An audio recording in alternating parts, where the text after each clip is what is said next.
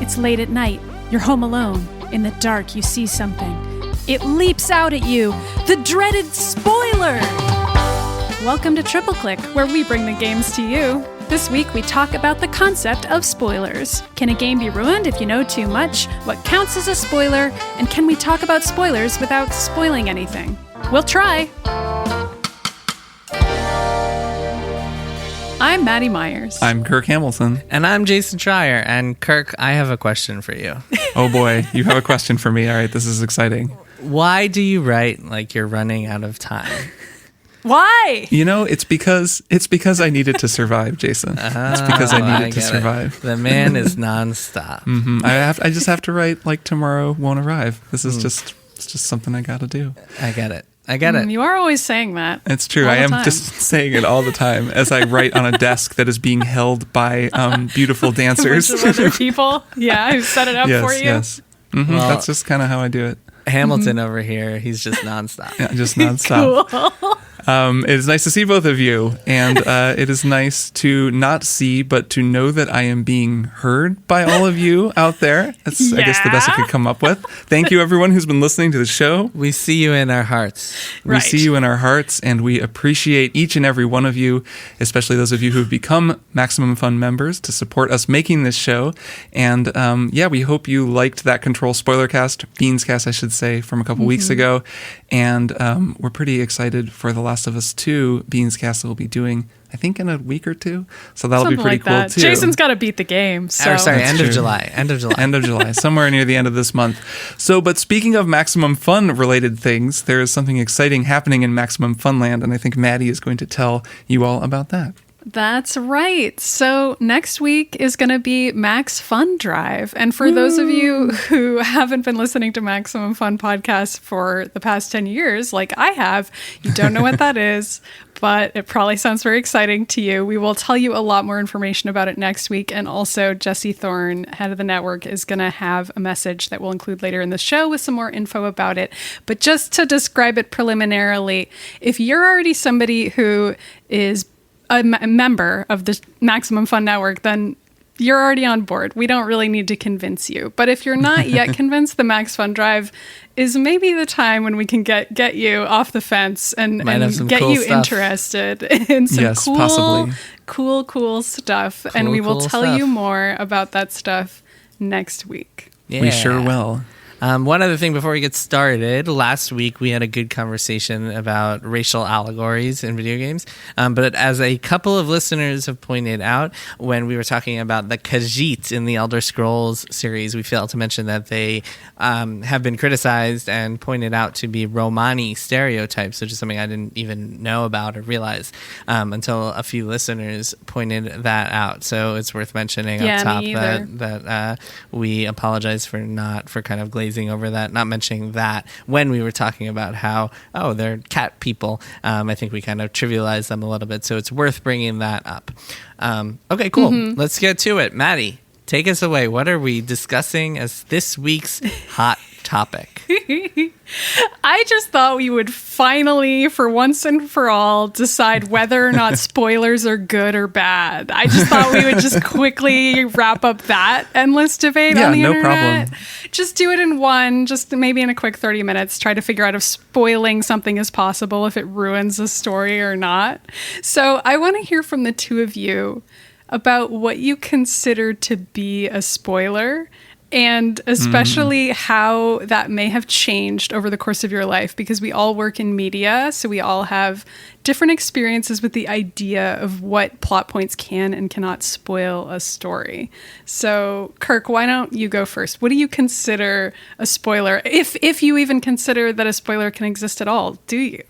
I do, and I have obviously very complicated thoughts. Kirk is the most sensitive person when it comes to spoilers. I try to be careful about them. I have some stories that I can maybe tell in a little bit about just being on the internet and being a person who writes about media on the internet, because of course you spend a lot of time dealing with spoilers, or beans as we call them here on Triple Click. Right. And you know, we've even in the brief, you know, the 10 and now 11 episodes we've made of this show, we've spent so much time talking around spoilers, especially for Final Fantasy VII, The Last of Us Part 2, which also we will talk about in a minute. But just generally speaking, what do I think is a spoiler? I would say a spoiler is anything about a story or experience or piece of media that you're going to experience that is enhanced by it being something that you come to on your own in the natural course of the story. Like if it, whatever it is, because there can be mechanical spoilers for a video game. It can be a narrative spoiler for a big plot twist. That's the most obvious kind of spoiler. There can be a lot of different kinds of spoilers. It could even almost be... I feel like that could refer to anything, though. Yeah, me too. Well, right. It's a very open definition of what a spoiler could be. No wonder you got mad when I said The Last of Us 2 took place in Seattle. I didn't get mad. I just said I didn't know that, and you know, I would. And then you got really mad. Right, and then I blocked you on my phone and canceled you on Twitter. No, Yeah. But I basically think that it can mean anything to anybody, and different people have different sensitivities to spoilers, and that's why I'm going for such a broad definition, is because you kind of have to, if you're going to define it at all, it has to be so broad that it can be whatever it is to a whole lot of different people, which I think is one of the reasons that it's such an endlessly challenging thing with no clear solution. And as much as you joke, we're definitely not going to come up with an actual Unfortunately, clear solution we cannot. at the end of this, because it's just impossible. So that's my working way of thinking of it, as broadly as possible. What do you think, Jason? Do you agree? So I mean, I don't know. I'm not going to try to define a spoiler because it's so ambiguous. It could be anything. No, but you're not going to try to define it because my definition was perfect. Right. But we can That's the other version.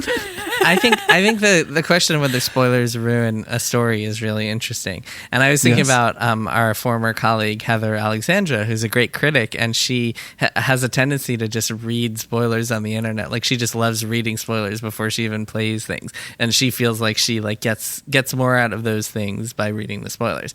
And I think that's a really interesting way to approach this, because I've always kind of been more of the opposite, and I enjoy being surprised, and like I feel like there's nothing like a good plot twist. It's why I was obsessed with 24 for so many years, because I love the way that like at the end of an episode or at the end of the season, it would just like punch you in the face, and it would just be like, oh my god, plot twist, like the president is a traitor, holy shit, like everything's gonna explode. It's fairly rude that it would just punch you in the face. Like, is that a spoiler? That feels more like assault to me. Surprise assault. Clearly you've never met Jack Bauer, because when it comes to Jack Bauer, he is immune to all assault charges. Like for him, it's not assault. It's just a way of life. It's just day-to-day activities. Jake Bauer's spoilers are all just physical violence, like different forms of physical violence that he commits against you. Yes. But there's something to be said. I mean, I think being surprised by like a good, what's the term? It's like the Prestige from that movie with Christian Bale. The movie The Prestige? Yeah. But like that movie, what is it called? It's got the prestige in it. It's a prestige in it. And if you read something online, and this actually makes a good segue to topical conversation, because like if you read online that like at the beginning of The Last of Us 2, or like if you read online that The Last of Us 2, like this character kills this other character, but you don't have any context for it, and you don't have any kind of like understanding of why it takes place or what it actually means, and maybe you think it's at the end of the game because that's where the spoilers are saying, and it's actually at the beginning of the game and sets you off on the journey. It just kind of it does kind of take away from the experience, I find, and like if it's a bigger twist, like let's say you're playing a game where, you know, oh, actually I have a good one. So I'm going to spoil The Good Place season 1 because it was spoiled for me. So okay, I think that's fair. That was out. Skip ahead a little bit if you've seen this one. But so that was actually spoiled for me, and it kind of sucked because the whole time I was watching, like knowing this was going to happen, that at the end of the season, it turns out it's not the good place, it's a bad place. They're not in heaven, they're in a hell. That's the kind of show. Yeah, that's the kind of show that like so masterfully sets that up that like at the end you're suddenly thinking back, and it just changes the way that you looked at everything. But if you go into it already knowing that your perspective on it should be changed, then it really does not, it like ruins the way that you experience that media. So I do think that spoilers can ruin a story. That's my argument. I agree. That is closer to what my definition of a spoiler is, which I would consider to be much more broad than Kirk's, to a level that I think has gotten me in trouble in social situations because I've had to remind myself that many other people see things as spoilers that I don't consider spoilers, and just try to tamp down that part of myself that gets excited about media and wants to just talk about things. But to me, Jason, that definition, I do agree a story can be ruined by a spoiler, but to me, it's like if it's a twist, if it's a mystery, like who's the killer or some type of reveal along those lines, or even just that there's a mystery that will be solved in some way, anything at the end of a story or the denouement or like anything like that, to me can ruin a story, especially if it's a story that is building up to that reveal. But anything else besides that, I'm pretty chill about it, and I have changed over time. Neither of you described this, but like as I've worked in media so long, I have become more immune to spoilers, or just I've forced myself to care less because I've had to, because especially in editing so many stories, I am reading about the ends of games so often, or like reading about fun surprises in games, or just talking to writers about things they're playing and trying to help them with their stories. So I've just had to get over it and be like, well, I'm going to learn about a whole lot of stuff before I have the chance to experience it myself. And I think that's part of why I might be kind of a dick about spoilers by accident. But you two maybe don't have that experience. No, I kind of do. I actually had that because I edited you and Rob's conversation about The Last of Us 2. And while you were very vague because you were still under that bananas embargo, there was enough in there that I was able to deduce major things that happened in that story. And it didn't detract from me. I actually read Ryan Gilliam's article on Polygon about The Last of Us 2 and how he read spoilers. Yes, I was going to mention this. So just to describe this briefly, Ryan wrote an article at Polygon about how he read through and saw all the spoilers for The Last of Us Part 2 on purpose. As an experiment, As an experiment, because he was like, I want to know if this is going to change how I feel about the game. And he actually ended up loving the game significantly more than I did, and significantly more than a lot of our coworkers, perhaps because he knew everything that was going to happen, or at least that was his justification, although there's absolutely no way for us to know whether he would have loved the game if he hadn't known all of those spoilers. But I think it's also true that the things that were spoiled in The Last of Us 2, without the context of the rest of the game, those spoilers are kind of meaningless. So that was sort of a strange situation that I guess we can get into in a minute. But I'll let you finish your thought, Kirk, on it. Yeah, I think that the way that we're all describing is actually pretty similar. Like the thing you're describing, Maddie, is similar to how I see it. It's just that whatever the thing that's being revealed is, the reveal of that in the context, like in the process of the media, is an important part of the experience of it. So the reason I'm being broad is just because I do see mechanical spoilers, which is something that gamers will talk about. And I've seen people ridicule that, but I actually understand that. Like, if I understand it too. There's like a cool scene in Control that we didn't spoil until the Beats cast because it's a cool mechanical reveal. God of War. God of War had that great. I was about to say, God of War. We did a VG chat about a weapon that you get in that game that is a significant mechanical shift for the game and also a narrative twist, sort of, or like a narrative development. And it was a really cool surprise when it happened in the game. And I would say that happening in the game is a cool thing. Like, it's meant to be experienced that way. And then, of course, a mystery or anything with a prestige at the end is meant to be teased out to you. Or games where you play as another character, and that leads into The Last of Us 2, right? Like the idea of like inhabiting someone else's body can definitely be a spoiler. Right. Like, you're going to be playing some percentage of the game this way or that way. I actually recently rewatched Knives Out just for fun because it was on Amazon and I put it on. And there's a great pleasure in watching something that was a mystery the second time through. Knives Out is a particularly, maybe it's a bad example because that story it tells you what happened kind of early on. And then the fun of it is there's still a mystery to solve. And you kind of watch, it's like a very postmodern or whatever the word is, like it turns in on itself in all these really clever ways. But watching a mystery or something like that the second time through is also very satisfying. Just like a show like The Wire, for example, is really fun the second time through because you know exactly what's going to happen. You're no longer shocked by anyone getting killed, but because it's just so rich and dense, you follow it more clearly. It's nice to have both experiences. Like, I don't know that I would have wanted to read a recap of The Wire before watching it, but at the same time, that wouldn't necessarily be, for me anyways, like a ruined experience. It would just mean that was deprived of the initial experience of like seeing it fresh.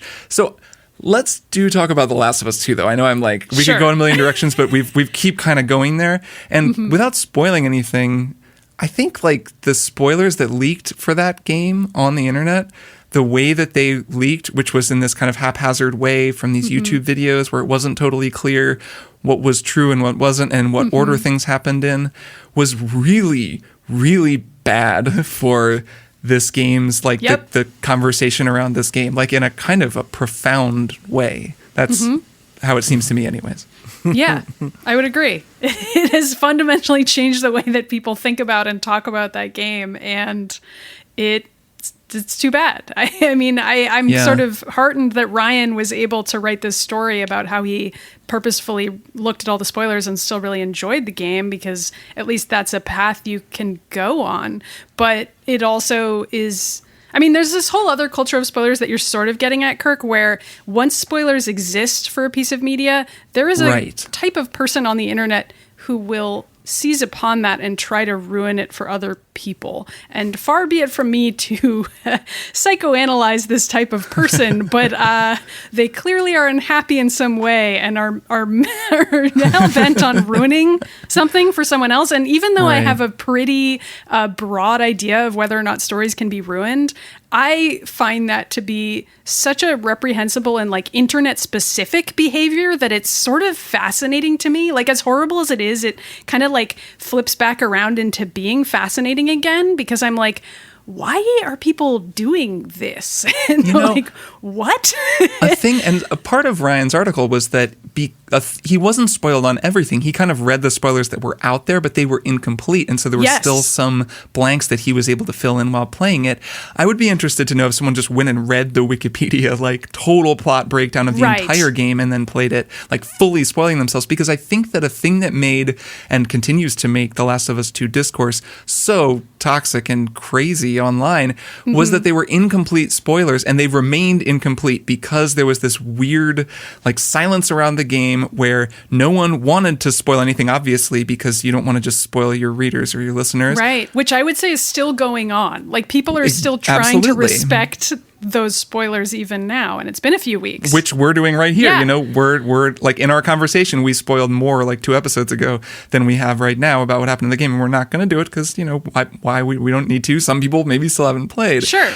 But because there was this huge weird restriction, the embargo was so gnarly. I mean, you couldn't talk about what was happening. It puts people in the position of saying, I liked this game, or I didn't like this game. And I can't say why. But I can't actually really tell you why. And that, I think, leads to a very weird space where everyone is arguing about something without talking about what they're arguing about. Yep. And that's happened before, but it's really like exacerbated by this unique set of circumstances that kind of played out with The Last of Us 2, involving the leaks and the embargo and the review timing and the length of the game and all of that kind of together. Yeah, embargoes are a whole nother beast.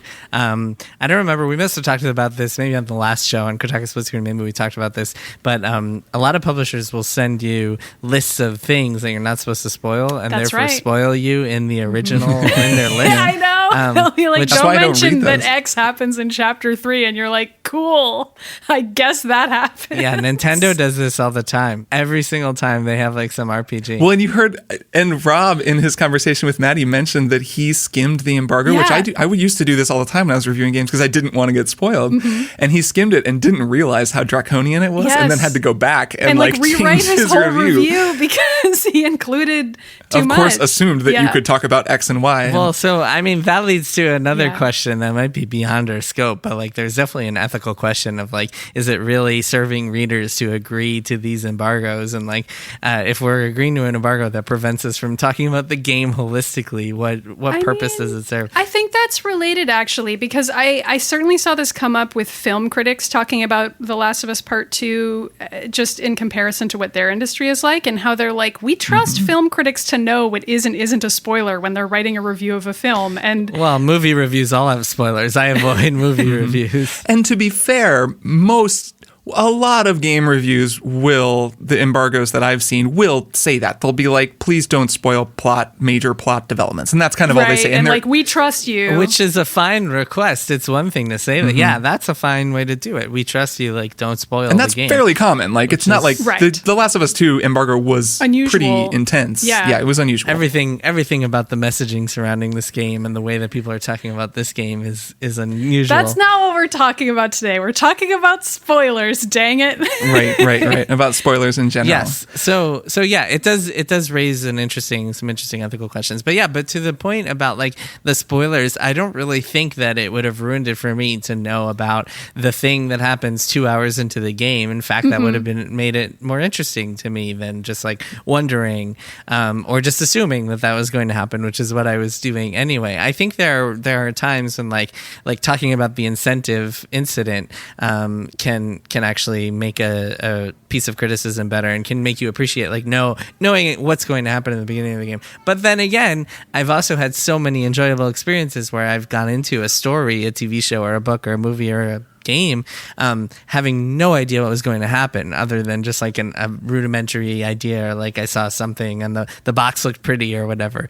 And then it can be kind of cool to have that like complete blank slate experience. So I don't know. I'm of two minds of it. It's challenging because it's just different for everyone and it's different for each individual thing. I mean, there are people who don't feel the way that you felt. And if you're dealing with like a blanket thing like Twitter, you're just going to tweet out a screenshot of something from some video game, you're essentially making that decision for them. Yes. The story I was going to tell is just my like spoiling people trial by fire was this Batman Arkham City preview that I wrote for Kotaku forever ago. I've talked about this. I talked about this on Split Screen, so I'll just briefly paraphrase it. But basically, they made us think in this preview event, kind of the only piece of information we got is that at the beginning of the game, the Joker dies and there's this other villain or something, which winds up not being the case. And so this was a case of a preview event that faked out journalists and told them that something in the game happened that didn't actually happen, and it was a fake out. Like literally, they show this a cutscene where Joker is dead in the cutscene, and then it cuts to black. In the game, in that same cutscene, the Joker then snaps awake after it cuts to black and is not dead. So like they made us think he was dead. I very foolishly published this headline. This is not entirely my decision, but at the same time, I'm not going to cast blame. This was in the end my call to run this headline that said the Joker dies in Arkham City, which was not cool at all. And people were very upset with me, and I felt terrible, not because people were upset with me, but because I knew I had fucked up. Like, it was not cool to tell people that information. I thought it said, or does he, at the end of the headline. It did, but that doesn't come on. And like, there was this, the image was like, it's all fun and games until the Joker dies in huge text. Like, it was not, if I had seen that just as a person who plays video games, I would have been upset. I would have been like, oh, what the fuck, Kotaku? Like, so ever since then, it made me kind of realize the power differential between someone publishing to a large audience and someone reading, and you just have to take into account everybody, which is what makes this kind of an impossible conundrum, is that there are so many people who will say, I don't care, I want to read the more thorough analysis, I don't need to be, coddled at every step, and like, you don't need to keep me in the total dark. But there are other people who will say, no, I really don't want to see this. In that case, it was specifically a problem because it was a headline on the page, so it wasn't it's even unavoidable, and it would have been the social media copy and so on. It's funny you mentioned that, because people are so draconian that the other day I tweeted out a picture or a gif of me shooting the Vita in The Last of Us, like, and saying the Vita can't die. Yes, and people considered that a spoiler. And one guy on my mentions was like, how dare you spoil this? Like, not everybody has seen it. And I was like, what is wrong with you? But it was like in a trailer for the game. No, I mean, even if it wasn't in a trailer, it's a friggin' PlayStation But we should Vita. also say that Naughty Dog showed fake footage from this game in a preview to fake people out about who is alive. In the trailers, they showed fake footage, very, very Joker style. They put together some cutscenes that made it appear as though scenes would play out in a different way. Yeah, which is fine with me. I saw some people complaining about that. I think it's No, fine. I think that's fine too. This reminds me of what Spike Chunsoft did with Danganronpa, where there was apparently a press event for the first Danganronpa, and at the end, the killer of the first mission, of the first Ghost Mystery is a different person in the preview event than it is in the main game. And I actually kind of like that. I think it's cool that Naughty Dog. Yeah, that rules. Also a demo. That was like a demo that was released also, I believe. Yeah, that's fine to with fans. Yeah, there are some fun things like that. Man, Danganronpa, that's a very spoilable game. That is a game very spoilable. I've had to like really avoid things because I want to keep playing. Are you still playing those, Manny? I mean, I want to play the second and third one still. I never circled back, but I still intend to. But so to respond to something that you talked about a minute ago, Kirk, I think part of why people are draconian, and we use that word lovingly. I've certainly had my times in my life when I have been spoiled by something. Yes. Like, for example, Dumbledore's death in Harry Potter was spoiled for me before I could get the book, and I'm still a little bitter about it, but it's fine. Anyway. I use that as a threat to get my campers in line back when I was a counselor at summer camp. That's very cruel, Jason, but that would have worked on me. No, wait, maybe it was no, that was the seventh book that I used as that. Like, I'll tell you what happens at the end of the seventh book. Well, so I read faster than most. I read faster than most people, and I read the entire book and then used that as a threat to get my kids to do what I wanted. God. Anyway, what I was saying was that... So Jason was a complicated child. What I was saying was that I think that draconian response, which I, again, emphasize I can relate to at times, is because the internet itself is so uncontrollable by all of us, and social media is so outside of our control. Like, horrible things just stream into my eyeballs every day when I go on twitter.com, and some of those horrible things are like The Last of Us Part 2 spoilers, and I can set up a variety of filters to prevent myself from seeing various content on the internet, but it is impossible to truly do that in like a meaningful way. And we are all experiencing that all the time. And that lack of control feels really bad. And it's just something that we've all accepted as a part of our lives and like a part of navigating the internet, that like, you never know what you're going to see today. And that's just how it is to go online. And that actually sucks ass. And like other experiences in our lives aren't that way. Like in other situations, we are picking up a book, we are selecting a TV show, like we are picking what we're going to interact with, and we have some idea of what we're getting. But going on the internet, you do not really have that. You are just at the mercy of whatever platform you're on. And so that's part of why I'm like, I get why people really want these spoiler tags. I get why people want things like content warnings, which is like a much higher level of just wanting more control over what you're seeing online. And I get it. I think it's a fair thing to want, but I also am like, the onus is really on these platforms to try to give users more control over this stuff. And until then, all we can really do is like use the crude tools at our disposal, like trying to give people spoiler warnings on tweets or like putting things in a separate place or whatever the case may be. And these are not ideal. They do make it impossible for people to have a conversation about a video game on Twitter or social media because we can't know who has and hasn't known about the game. I mean, Twitter, message boards figured this out decades ago. Like Twitter is just a backwards piece of software because all you have to do is make the spoiler tag where you just highlight it with your cursor to see it, and that solves that entire Twitter problem. still hasn't done it. Yeah. That would actually be nice if Twitter did that. Yeah, I mean, Twitter is like, Twitter doesn't have the functionality that like message boards in 2001 had. But like so many other sites don't either. Like Facebook doesn't, like like comments sections don't, YouTube comments, like, and also there are people out there who will just spoil things on purpose because they want to ruin your day. Yes. And so like there's no control for that either. And that's just the world we live in, and we're all responding to it in our own understandably defensive ways.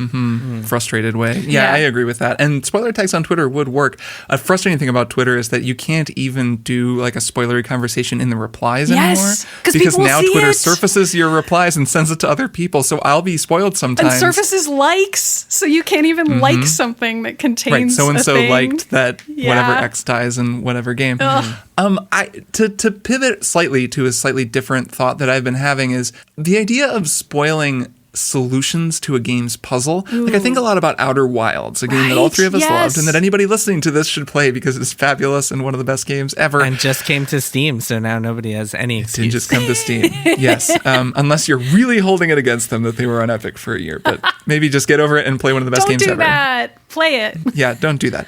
It's good. So that game is very spoilable, but it's not spoilable to say like, oh, you know, whatever it turns out to be the cause of some phenomenon in the game. Like, that's not really a spoiler. Yeah, I mean, the sun explodes every 22 minutes in that game. Right. That's going to happen right away. Right. Or even saying, here's why, like here's the reason for it in the end, right? Like even Right. that. You could spoil that, but like we will, of course, not. And that also wouldn't be the main way of spoiling the game. The Right. main way of spoiling the game would be to say, whatever, you can get to here super quickly if you just go over here. Yeah. And there's a lot of stuff in that game where the magic of it is when you do this crazy circuitous route and you jump and climb and you figure out all these puzzles and you arrive and then you realize, oh, here I am.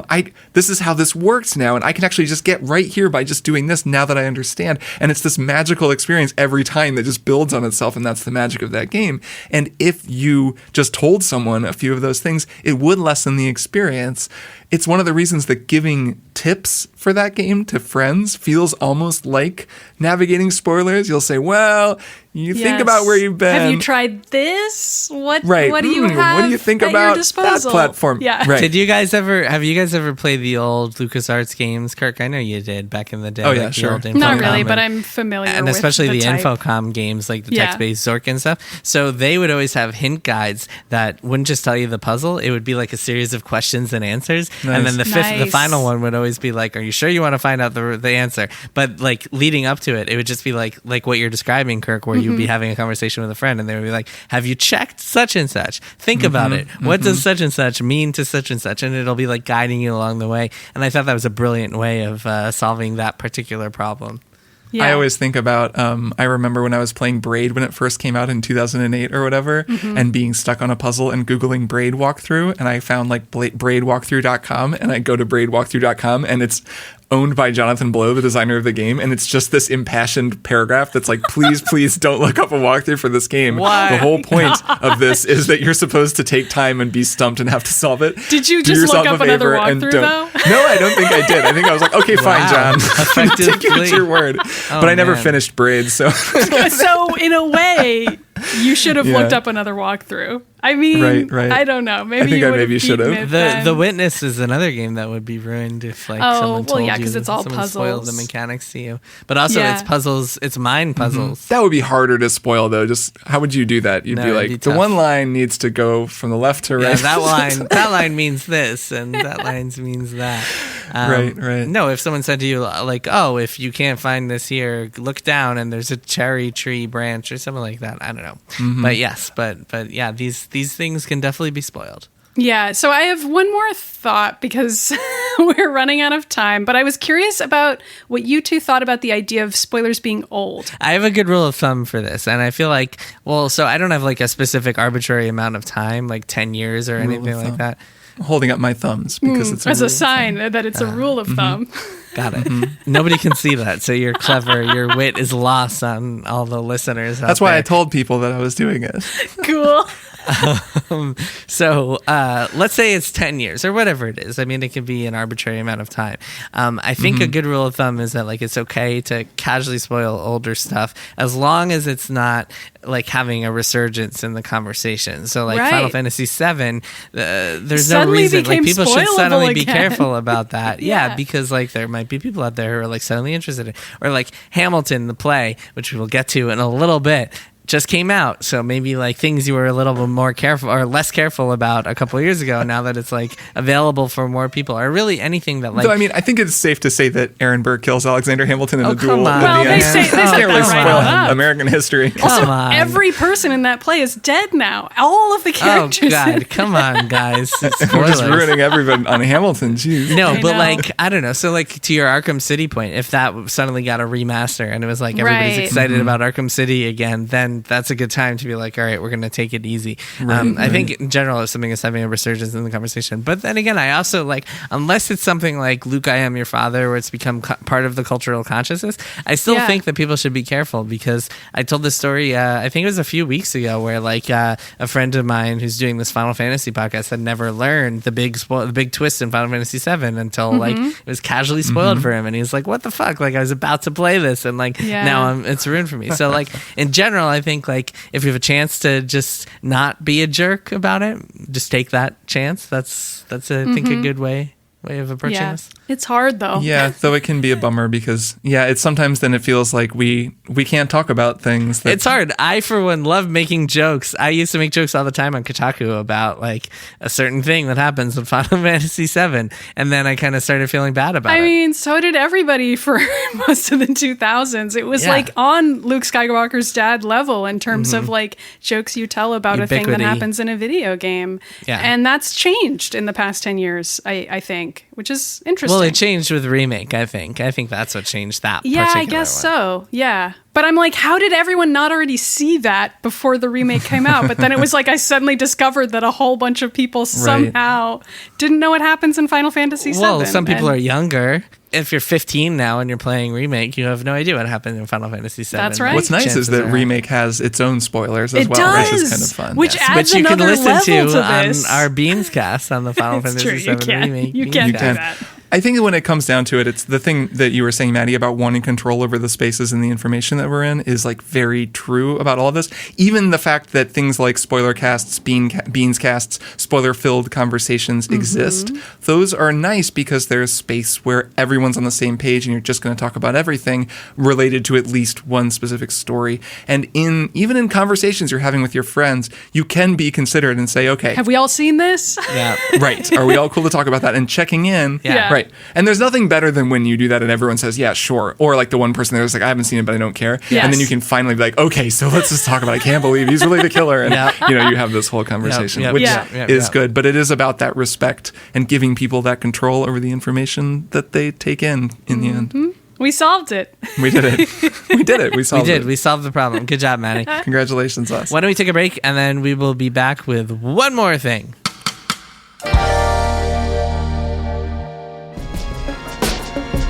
Readers have a lot of problems. How do you juggle your holds at the library? Well, how do you decide what to read next? What do you do when you find out an author you love is a huge trash baby? I'm Brea Grant, And I'm Mallory O'Mara. and we're the hosts of Reading Glasses. We're here to solve all your reader problems and along the way, help you figure out Your reader wheelhouse? which are the things that will absolutely make you pick up a book. Our listener favorites tend to be magic and a woman on a journey. And also birds for some reason? your reader doghouse. Yeah, that's the things that'll make you avoid a book. Ugh, love triangles stress me out so much. Reading Glasses. Every Thursday on MaximumFun.org. Hey folks, it's Jesse, the founder of MaxFun. Since we postponed our annual Max Fun Drive in mid-March, we have gotten a lot of questions about if and when we'd be rescheduling it. And honestly, we've been asking ourselves the same thing. Well, now we have an answer for you. The 2020 Max Fun Drive will start on July 13th. That's coming up soon. We decided to have the drive now because it's always brought a lot of joy and excitement to our community and certainly to us. And to be totally honest, it's also the main source of income for some of our hosts. Like pretty much everything right now, this year's drive is going to be a little different. We'll still be bringing you very special episodes, fun community activities, premium thank you gifts, but we also know it's a weird time and for some folks, a really difficult one. Some people are in a position to become new or upgrading members, others can't right now, and that is okay. We'll have ways for you to support Max Fun at every level, including some ways that won't cost you anything. We're also going to run the drive for 4 weeks instead of 2. We didn't think it was a good time to be rushing anybody, and having a longer drive lets us be a little more low-key in our drive pitch. It also gives us more time to do fun stuff, like the weekly live streams we'll be putting on for charity throughout the drive. Most importantly, we want the 2020 Max Fun Drive to highlight all the ways we support each other and our communities. We also want to show how grateful we are to you for making all the work that we do possible. Stay safe. We'll see you July 13th for the Max Fun Drive. And we are back for one more thing. Kirk, why don't you tell me what you've been doing for the past week? Yes. I'm so glad that I got called on first. I'm excited. I'm excited because I'm playing a video game that I'm completely in love with and I'm excited to tell people about. And it's been kind of a minute since I felt that way about a new game that I could tell listeners about on a podcast. So I am playing a game called Desperados 3, which is a real-time stealth strategy game that's on, I believe it's on consoles and PC, made by a development studio called Mimimi, who most recently made a game called Shadow Tactics Blades of the Shogun, which is very, very similar to Desperados. It's kind of like the Commandos games from back in the 2000s, as well as the Desperados series, which were both kind of similar real-time stealth. This game rules, and I love it so much. It drives me up the wall sometimes because it's very difficult, but it's also just so robust and well made and enjoyable and great, and I love it. So now I'm going to tell you both about why I love it. Go on. I just want to say, though, before you start, Desperados 3, terrible name. Terrible title. Yes. I'm aware that you feel this way.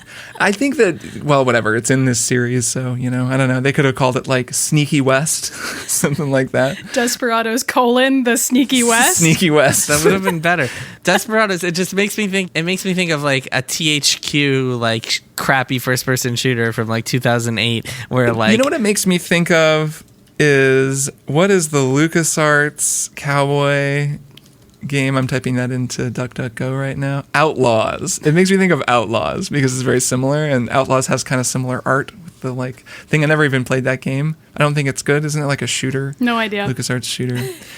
1997 shooter. It's a first-person shooter released by LucasArts in 1997. Yes. So anyways, it makes me think of that. So I'm with you. It's not a great name. It's a great game, though. Everybody, do not sleep on this game. If you like stealth games. Yes, I played a couple hours of it, and I also think it's a great game. I endorse your Oh my God. I'm like opinion. totally Okay. in love with it. Luke Plunkett, noted stealth game aficionado at Kotaku, reviewed it, called it a stealth masterpiece. It is wonderful, and I love it. So just really briefly what it is. So it's a kind of an isometric view, but with a rotatable camera. Really lovely little tiny miniature looking characters, kind of like Divinity Original Sin 2 or any of those style of games where nothing is super high detailed. You can't zoom that far in, but everything looks really great from a distance.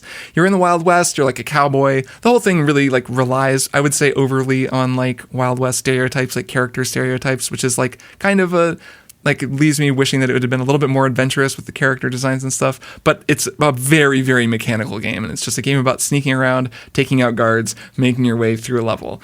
And you have a team of eventually 5 people. I just unlocked the 5th person. And Shadow Tactics: Blades of the Shogun, which is also a fantastic game, was very similar. That was like a feudal Japan ninja/samurai game. And it's very similar in that each of your party members is a unique character that plays a role in the story. There's a long story. This is like a totally single player thing that goes, it's like a saga.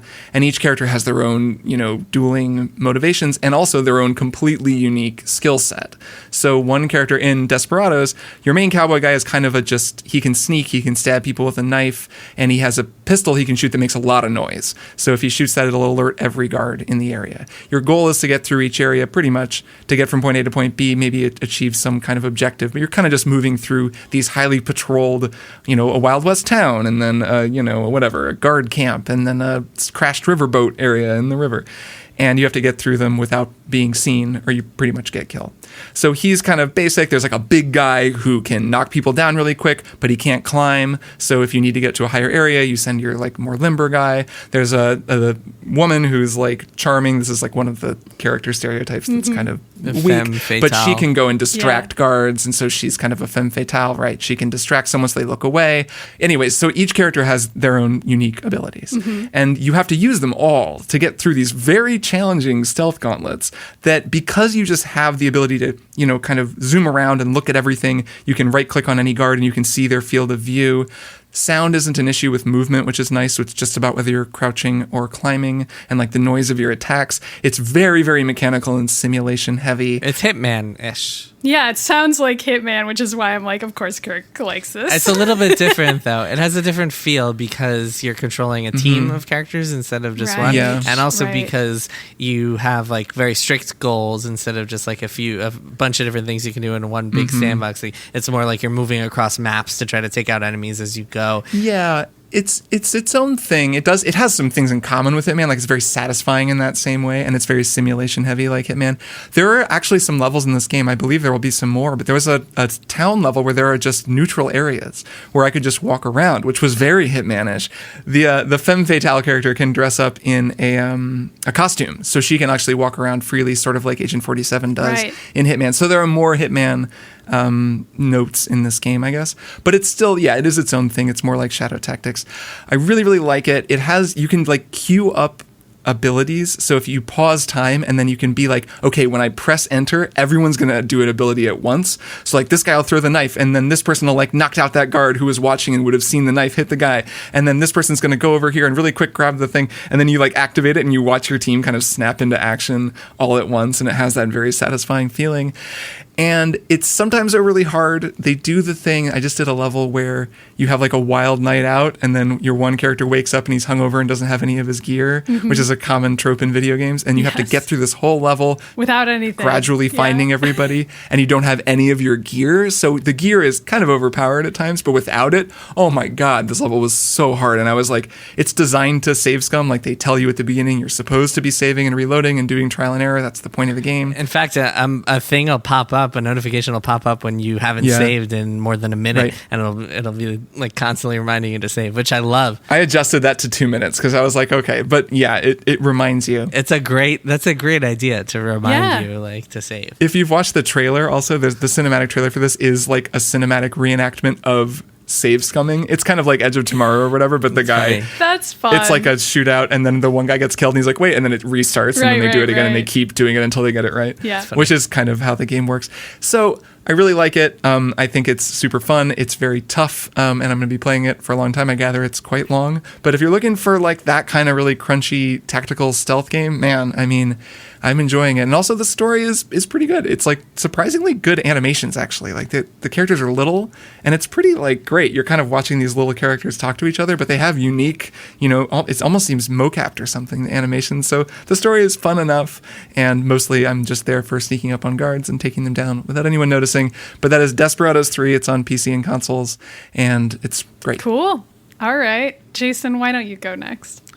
Maddie, Kirk, I am not throwing away my shot. Of course you're No, not. you're not throwing away your shot? I watched Hamilton with my wife and some friends last week. I've been away, by the way, for those who have not been following. My wife and I and some friends, we rented an Airbnb in Connecticut, and just spent a week there grilling and hanging out outside. And It's raining, so we spent some time inside too. And it was lovely. Highly recommend it. I recommend it if you can do this. Doing something. If you have a safe way of doing this, what we all did was we all quarantined for 2 weeks ahead of time, so we felt more comfortable doing it.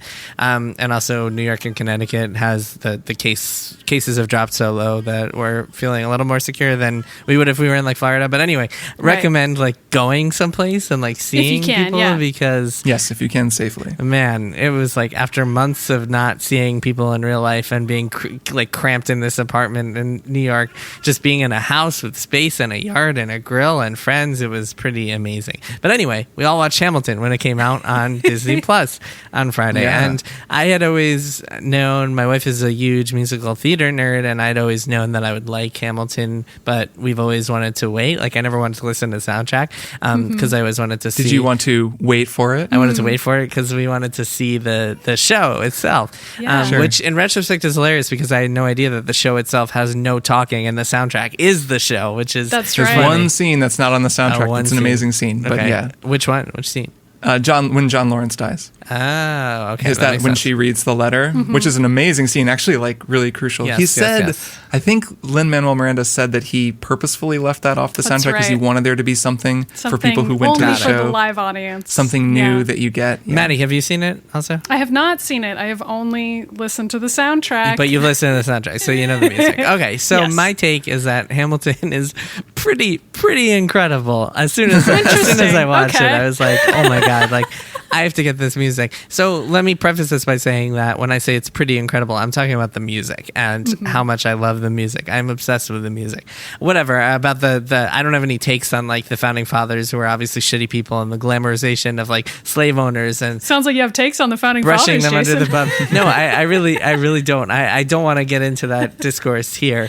As much as I've enjoyed reading like good criticism of Hamilton and like appreciating like all this stuff about how it really whitewashed history and like how all these people of color are playing white people, but there are no actual people of color in the story. And there's a lot to unpack with the actual story itself.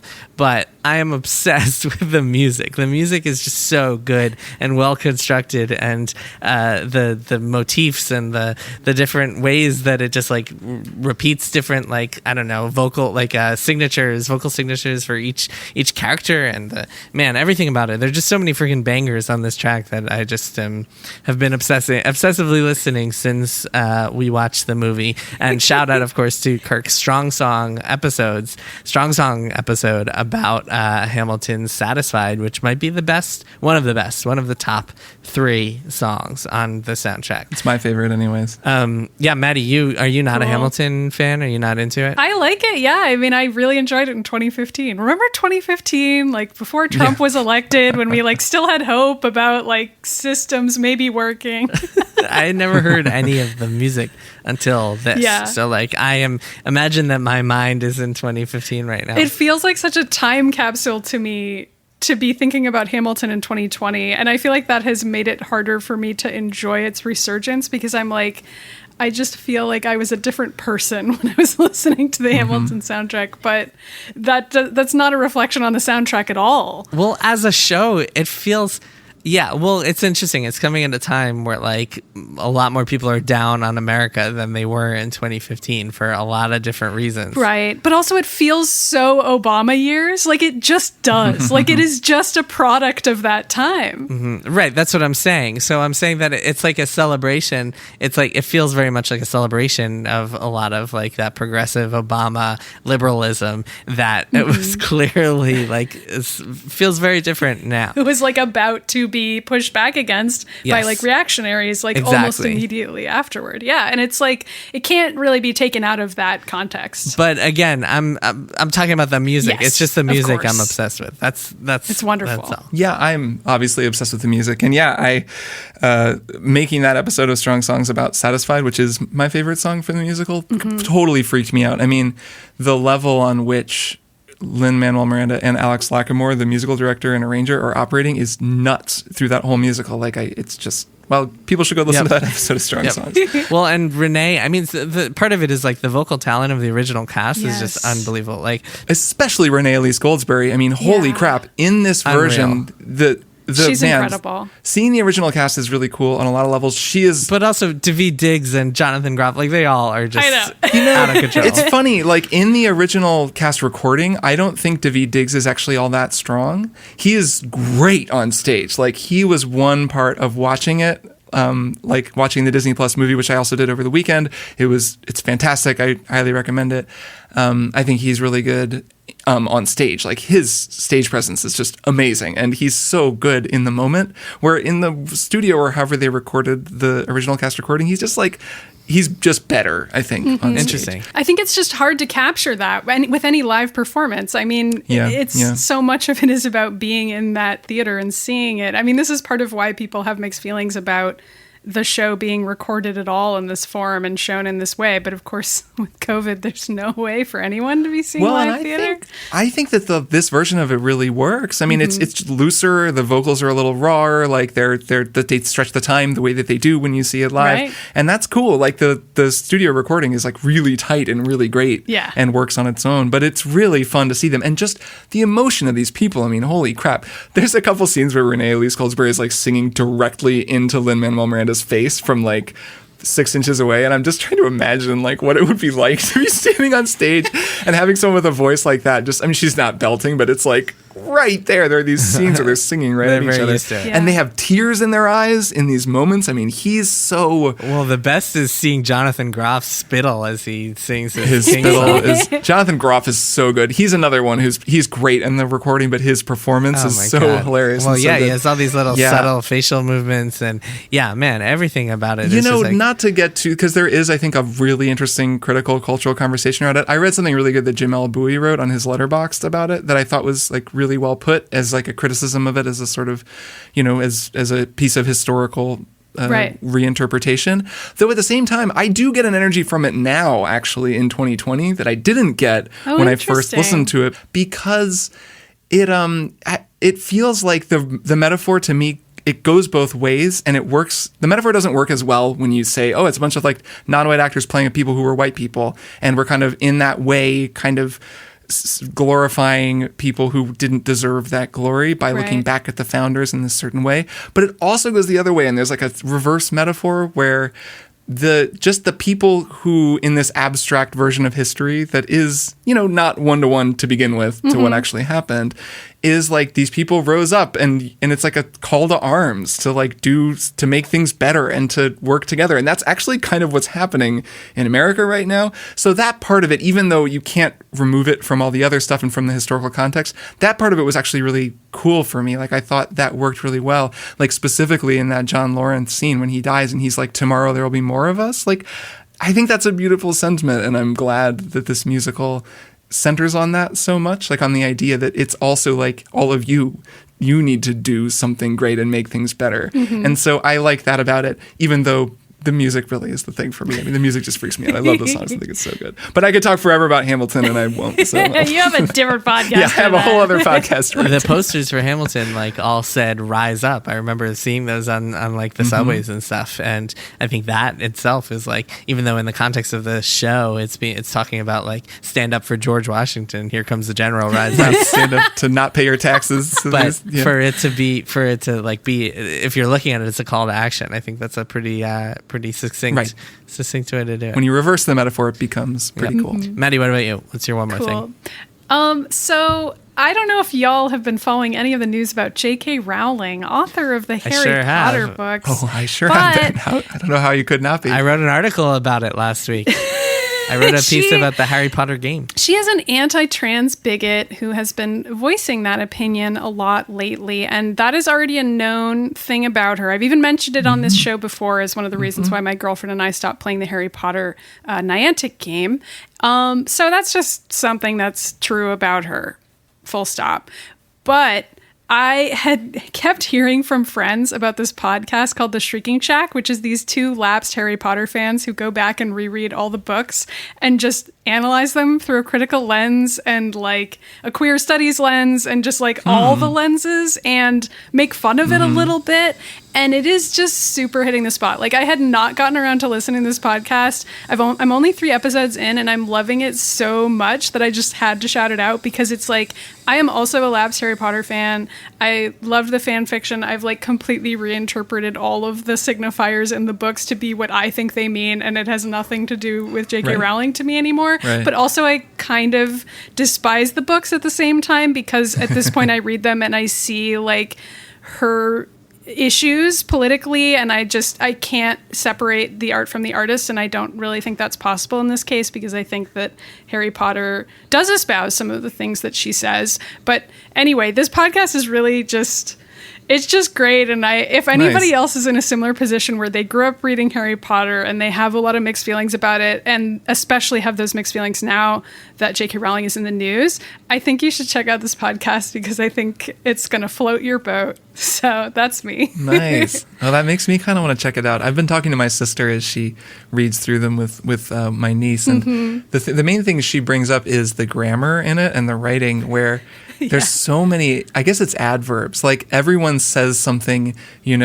boredly or exhaustedly, like everything Stephen King would never allow for this. No, and there's a lot of even like repeated words. Well, that's why Stephen King didn't that's the support real her the reason other why day. Stephen King and J.K. Rowling don't get along. It's Yeah. not because Stephen King thinks trans women are women. That's not really. It's the adverbs. That's not it. It's really just about grammar. I do think people should check out this podcast, though. It's really fun. And they do also talk about things in the books that they really love as well. It's not all trashing it. They acknowledge plenty of things in the books that work, and they also trash it a little bit. Right. And it's great. Right. Nice. That's healthy. That sounds healthy. I'll check it out. I still want to know how those Harry Potter movies got away with those big-nosed banker stereotypes. They address that, Oh, good. Jason. I should They check it address the goblin bankers. Nice. It is Nice. in there. All right. It is Good to in know. the podcast. Good to know. So anyway, that's been an episode of Triple Click. We've done It sure it. has been. We did it. We did another one. 11. We did it. 11 on the books. Cool. So Yeah. we'll see you all next week. Yeah. See you all next week. Bye. Triple Click is produced by Jason Schreier, Maddie Myers, and me, Kirk Hamilton. I edit and mix the show and also wrote our theme music. Our show art is by Tom DJ. Triple Click is a proud member of the Maximum Fun Podcast Network, and if you like our show, we hope you'll head over to MaximumFun.org/join and consider becoming a member. Doing so helps support us and gets you access to an exclusive Triple Click episode each month. Find us online at tripleclickpodcast.com, on Twitter at tripleclickpod, and send email to tripleclick@maximumfun.org. Thanks for listening. See you next time.